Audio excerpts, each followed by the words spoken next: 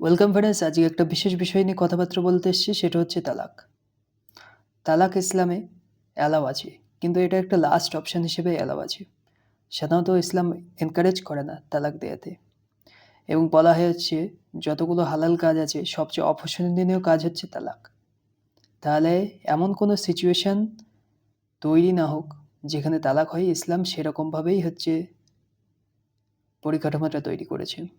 এবার তারপরেও যদি তালাকের কয়েকটা রিজন আছে যেরকমভাবে তালাক দিতে পারে কোনো একটা মানুষ, তো মহিলারা ৬টা রিজনের জন্য তার হাজবেন্ডকে তালাক দিতে পারে। সেখানে মাত্র ২টো রিজনের জন্য কোনো একটা হাজবেন্ড তার ওয়াইফকে তালাক দিতে পারে। এবার মহিলাদের ক্ষেত্রে সেই সুযোগ সুবিধাটা একটু বেশি দেওয়া হয়েছে, আর পুরুষদের ক্ষেত্রে সেই সুযোগ সুবিধাটা একটু কম দেওয়া হয়েছে। এটাকে আনইভেন মনেও হতে পারে, বাট ব্যাপারটা আসলে সেরকম নয়। তো প্রথমে হচ্ছে মহিলাদের থেকেই শুরু করি। মহিলারা যে ৬টা রিজনে তার হাজবেন্ডকে তালাক দিতে পারে, তার ভেতরে একটা দুটো করে পয়েন্ট হিসেবে আমি বলার চেষ্টা করি। সেটা প্রথম পয়েন্ট হচ্ছে ফাইন্যান্সিয়াল স্টেবিলিটি। কোনো একটা হাজবেন্ড, তার যে টাকা পয়সা ইনকাম, সেটাতে যদি কোনো একটা মহিলা সমস্ত কিছুতে সন্তুষ্ট না থাকে, মানে যে শেল্টার দিচ্ছে, যে খাবার দিচ্ছে, যে পোশাক দিচ্ছে, বা যে লাইফস্টাইলটা মহিলাটা চাচ্ছে, সেটাতে যদি কোনো একটা মহিলা সন্তুষ্ট না থাকে তার হাজবেন্ডের কাছ থেকে, তাহলে সেই ভদ্রমহিলা তার হাজবেন্ডকে তালাক দিতে পারে। তাহলে এই জায়গাটা একটু সতর্ক থাকতে হবে। সেকেন্ড একটা ক্রুশিয়াল পয়েন্ট, সেটা হচ্ছে ফিজিক্যাল স্টেবিলিটি। কোনো একটা হাজবেন্ড তার স্ত্রীকে যদি শারীরিকভাবে সন্তুষ্ট না করতে পারে, ফিজিক্যালি যদি স্যাটিসফাইড না করতে পারে, তাহলে কোনো একটা ভদ্রমহিলা তার হাজবেন্ডকে সেই রিজনটার কারণে তালাক দিতে পারে।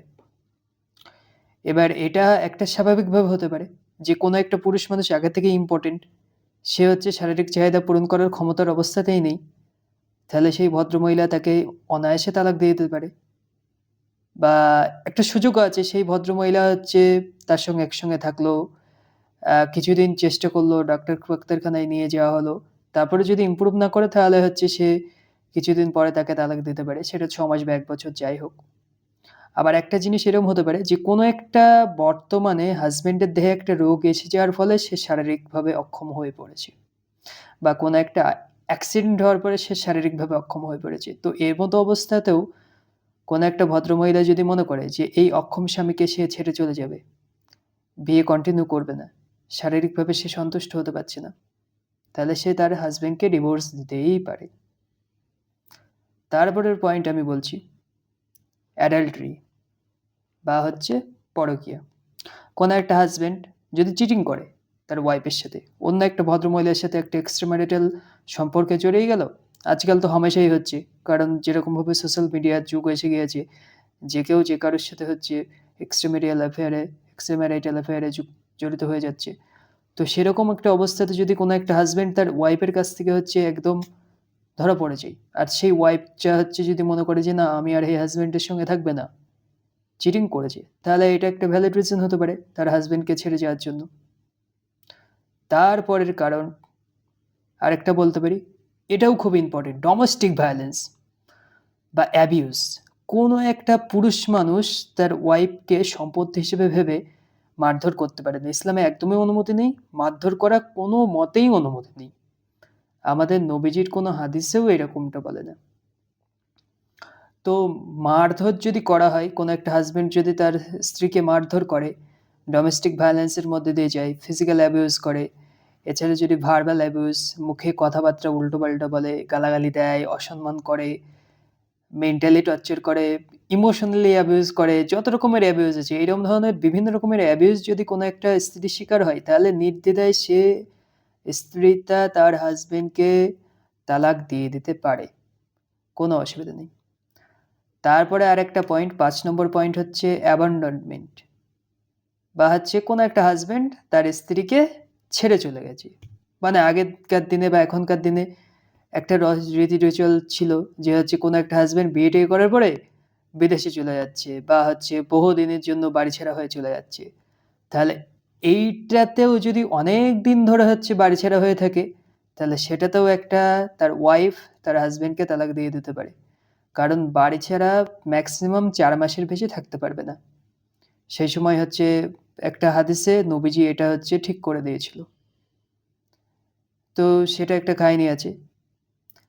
তো এইভাবে কোনো একটা হাজবেন্ড যদি খোঁজখবর না রাখে বহু বছর ধরে বা বহু টাইম ধরে, আর তার ওয়াইফ যদি মনে করে যে এই সম্পর্কটা থেকে বেরিয়ে আসতে চাই, তাহলে বেরিয়ে আসতে পারবে। এখানেও এইভাবে তালাক হতে পারে। আর first and last and final point হচ্ছে কম্প্যাটিবিলিটি ইস্যু।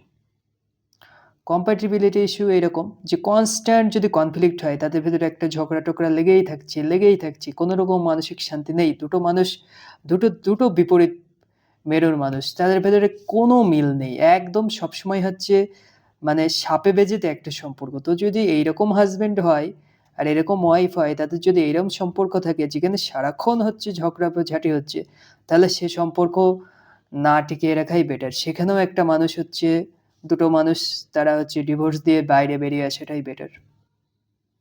তো এই ছিল হচ্ছে মহিলাদের ৬টা কারণ, যে কারণে হচ্ছে তারা তাদের হাসব্যান্ডকে ডিভোর্স দিতে পারে। এবার পুরুষদের ক্ষেত্রে অনলি ২টো কারণ আছে, যে কারণে হচ্ছে সেই পুরুষ মানুষটা তার ওয়াইফকে ডিভোর্স দিতে পারবে। তার ভেতরে একটা অত্যন্ত গুরুত্বপূর্ণ কারণ, সেটা হচ্ছে চিটিং।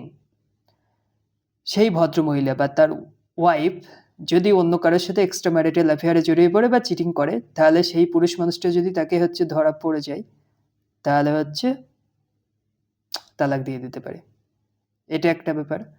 আর আরেকটা রিজন হচ্ছে কম্প্যাটিবিলিটি ইস্যু। সেই একটাই কারণ যে হচ্ছে সবসময় যদি একটা কনস্ট্যান্ট কনফ্লিক্ট হতে পারে, দুজনের ভেতরে প্রচুর ঝামেলা হতে পারে বা ঝামেলা হচ্ছে থামছেই না, মানসিক শান্তি নষ্ট হচ্ছে, তাহলে সেখানে ডিভোর্সের একটা সুযোগ আছে। তো এরকম হচ্ছে ২টো কারণ ছিল পুরুষদের ক্ষেত্রে, আর মহিলাদের ক্ষেত্রে ৬টা কারণ ছিল, যে সমস্ত কারণে হচ্ছে হাসব্যান্ড ওয়াইফ একে অপরকে ডিভোর্স দিতে পারে। এবং ডিভোর্সটা কোনো সলিউশন নয়। ডিভোর্সটা হচ্ছে ইসলাম এনকারেজ করে না। বিয়েটাকে টিকিয়ে রাখাটাই হচ্ছে মেন উদ্দেশ্য হওয়া উচিত। তবে কোনো কারণে হচ্ছে যদি একদমই না টেকে বিয়ে, তাহলে লাস্ট অপশন হিসেবে ডিভোর্সটা বেছে নেওয়া উচিত। তো এটাই বলার ছিল। Wish you all the very best and thank you very much.